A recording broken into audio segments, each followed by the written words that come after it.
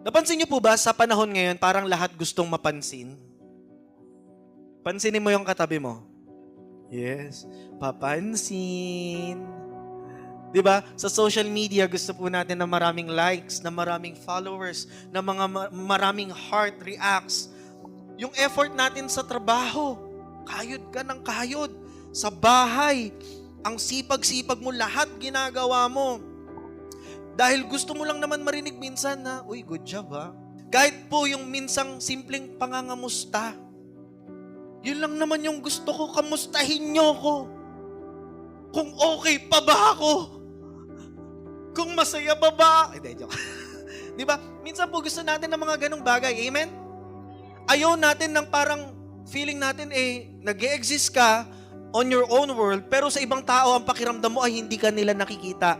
Lalo na po kung isa kang tatay, madalas ang role ng tatay, laging dapat provider ka. So, lagi ang mentality ng tatay, talagang kumayod.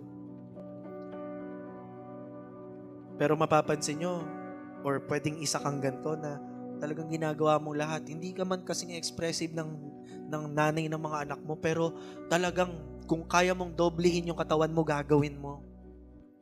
Pero hindi po napapansin. Bihirang mapuri yung mga sakripisyo. At madami pong tatay, ganyan po ang nararanasan.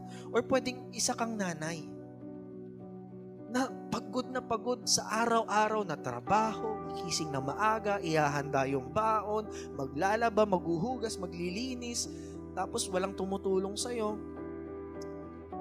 Pero bihira ka mapasalamatan.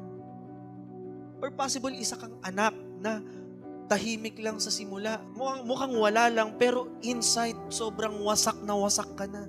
Sobrang broken ka na hindi napapansin po ng marami. Lahat po tayo may iisang punto at nararamdaman, may nakapapansin pa ba sa akin?